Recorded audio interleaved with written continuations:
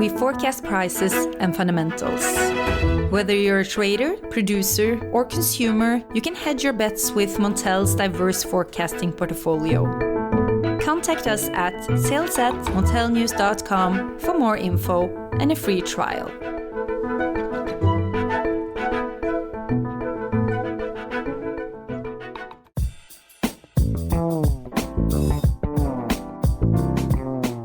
Hello listeners and welcome to the Montel Weekly Podcast, bringing you energy matters in an informal setting. Well listeners, bear with me, but this week's pod returns to Germany and its road to decarbonisation. Why so much prominence to Germany, you may rightly ask? Well, the country is the continent's largest energy market. It imports over 90% of its natural gas, and more than a third of its power generation comes from fossil fuels. If Germany fails in moving to a low-carbon future, then so does the rest of Europe. Helping me, Richard Sverrisson, to discuss these issues and what the next government could look like is Claudia Kemfert of the German Institute for Economic Research. A warm welcome to you, Claudia, and it's great to have you back on the pod. Hello, and thanks for having me. Claudia, first of all, could you give us an update on the current state of negotiations with the parties? We've discussed this a little bit on the pod previously, but what's the current state of affairs? Yeah, well, it's a good question. Right now, the negotiations between the Social Democratic Party, the Greens, and the Free Democratic Party has started. So it seems that they are quite serious now in getting involved in a future government, but they have just started the talks, and nobody knows what they talk, what the status is. They want to keep this confidentially also ongoing because they fear that it could happen as 4 years ago, that everything was in the media before they have talked. And at the end, they did not really come together. And they want to avoid that, obviously. And now I have started the negotiation. We are all looking forward and keen in knowing what will come out of this. I hear German media using the term speed dating to describe these kind of negotiations. Is that something you would agree with? Well, there has been a speed dating process last week because the parties have talked between them, all of them, also the Christian Democrats with the Greens and the Christian Democrats with the SPD. And the Free Democrats, so everybody talked to everybody. That was a speed dating phase. But right now it seems that it's not speed dating anymore. It's becoming more serious. So they are discussing. There are longer talks yesterday and the days before. They have talked longer. And it seems that they are now seriously negotiating what might be an agreement, what might be a disagreement, and where they have still bridges to go. When do you think an agreement could be reached? Very difficult to say. I think even those parties don't know that yet. They are willing to act quickly because Germany needs a new government, and they are sure, they are aware that this needs to happen quite soon. But soon means that obviously months.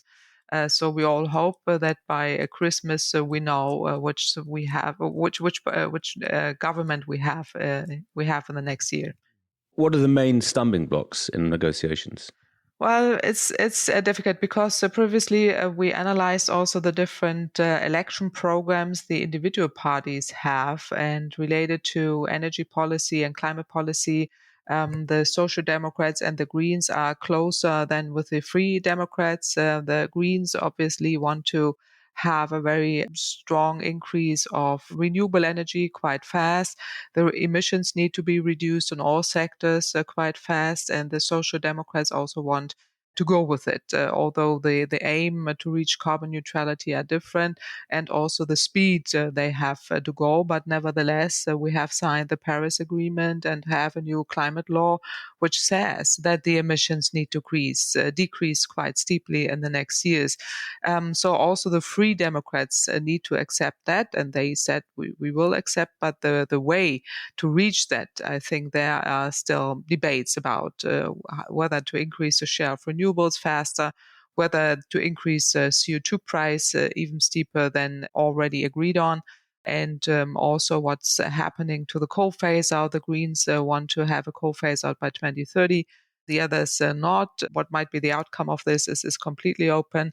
And also related also to the transportation changes which we need, related to the loading infrastructure for electric cars.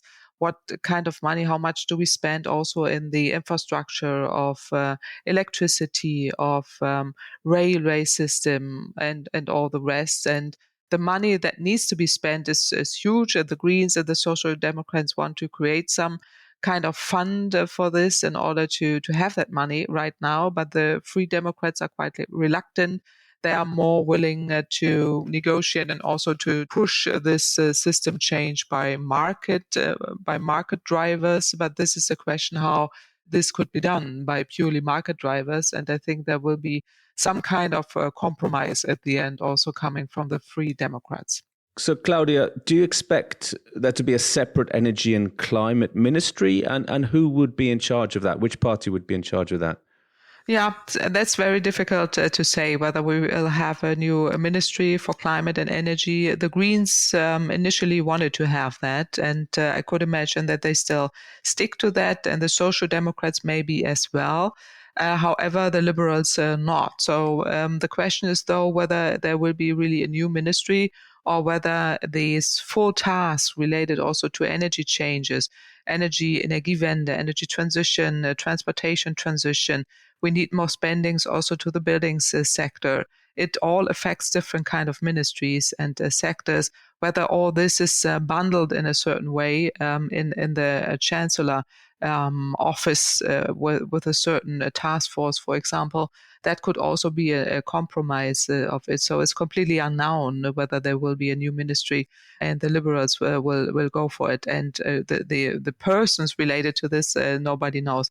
I think even they themselves do not know that. We're in the midst of a so-called energy crisis at the moment, in certainly across Europe and maybe even globally. With very, very high gas prices, very high power prices, industries struggling, some companies on the brink of going bust. Do you think this accelerates the discussion around a move to the green transition, as in the investing in renewables, or do you think there's a way for some to say, oh, we need the backup, we need the gas, we need to keep the lights on in the energy transition? How do you view this situation here, Claudia? Well, I would hope that there will be a shift towards more renewables because they bring the prices down. The best answer to this fossil energy crisis, which we have right now, related also to oil, coal, and gas, natural gas, is the energy transition towards more renewable energy and saving of energy in all sectors, in the building sector, in the industry, and everywhere. That would be the answer I would really have to see in the new government. Although there are voices saying immediately, okay, we have to change the climate policy, we need to go back to nuclear, for example, and shift the whole energy transition backwards. I think that's the wrong answer to it because everything is driven by fossil fuel. Also, markets and also geopolitical strategies, especially if you look at Russia, but also OPEC countries. We are always in the same situation again, where the fossil markets explode and we all have to deal with really increasing fossil fuel prices. But I would really hope that now we will go on for more renewables, which brings the prices down and also decreases this dependency on the international market. The best energy we could use and produce is in the country domestically. That strengthens also the resilience of the whole economy, the resilience of the energy system, but also makes us less vulnerable on fossil energy wars all over the world. I think the oil price crisis of the 1970s led to massive investments into nuclear in some countries and into thermal plants, but the energy crisis of 2021 may then lead to a massive rollout of renewables, which increases the independence, as you say, Claudia. Well, one could hope so. But when it comes to the coal exit in Germany, do you expect a new government to be able to set an earlier date than 2038? Could there be a compromise of 2035, or will the Greens get their way, do you think? Yeah, that's really difficult to say because the Greens are the only ones in this coalition negotiations that want to have an earlier coal phase out. Both other parties not, and they want to stick to this negotiated coal phase out law, which we have, and might argue with market-driven factors that there are now higher CO2 prices, although the coal price is also very high. But the gas price as well. So there is really a shift also towards more coal right now, and not to gas, which is also not the best answer, but it's not that emission intensive as coal, especially lignite coal. So we will see whether this is really coming to a compromise, that some kind of market-driven compromise that there might be an earlier phase out of coal. Will happen. I could imagine that the Greens will everything that they can do to come to an earlier phase out of coal. But everything depends also what they agree on the increase of renewable energy. The steeper we have an increase there, the sooner the coal power plants will also phase out of the market nearly automatically, because you don't need that anymore as if you have really a much larger share of renewables in the market. Absolutely. So I want to turn a little bit to gas. It seems that, with Nord Stream 2, and there's a lot of geopolitics going on here in the background, do you expect Nord Stream 2 to be online by Christmas? I mean, I don't think there's a discussion now of cancelling the project, is there?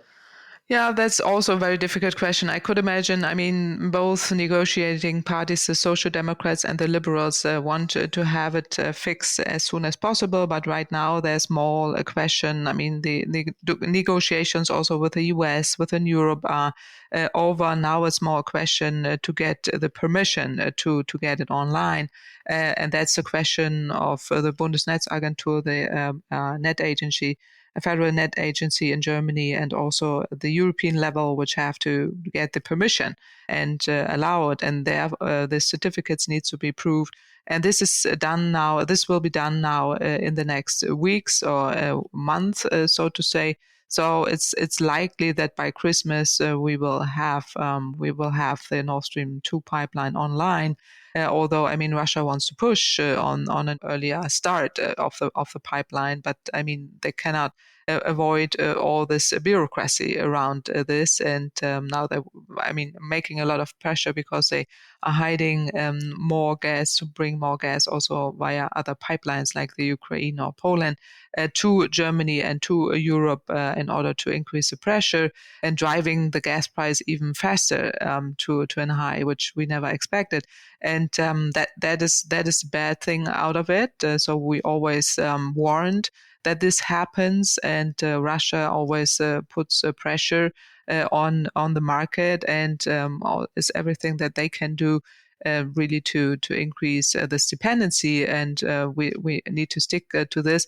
And Nord Stream 2 will be in place. So I think there's no reason any reason why we should really not go for it and take it online by the end of the year.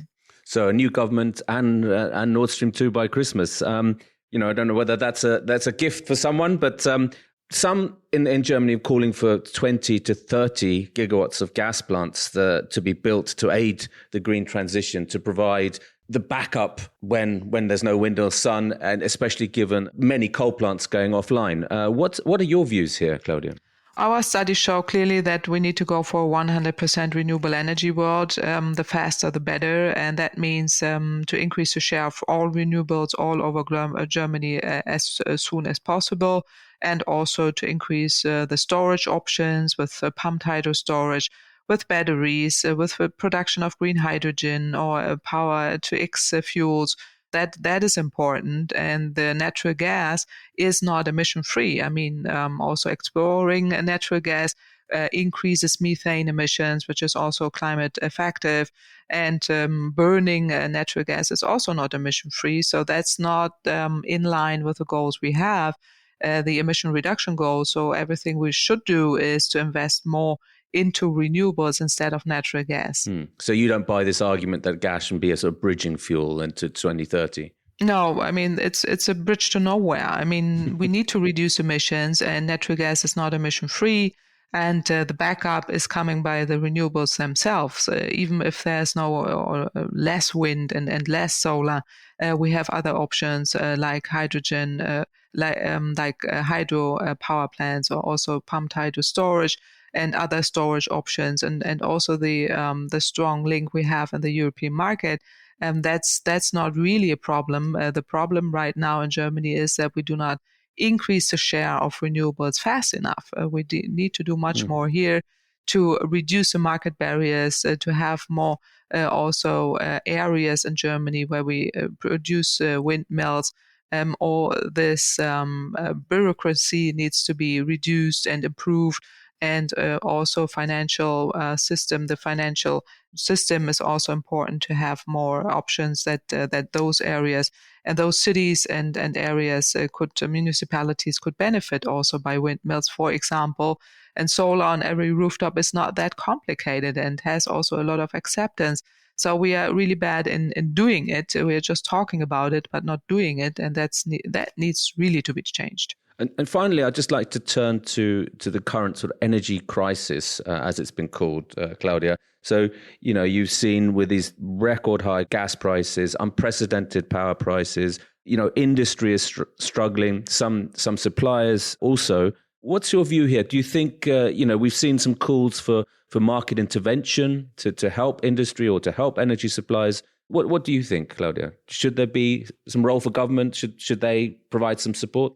Well, I mean, the best answer to this fossil energy crisis is the energy transition towards more renewables, domestic renewables, which really avoids this, and energy saving as well. So that is the really what we need to do is a transformation towards more energy efficiency, energy saving, and renewables.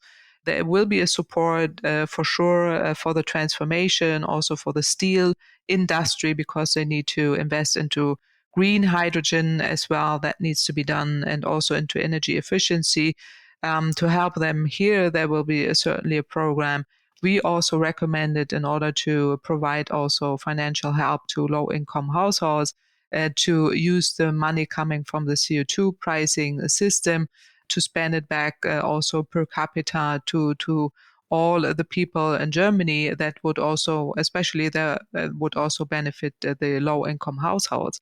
And that's one thing. And the other one is really to do everything we could do in order to speed up the energy transition. That needs to be the best answer, and see how long this will take. I mean, the energy crisis is coming from different driving factors, but we will see how long this will take. And hopefully we are speeding up the energy transition much faster than we did in the past.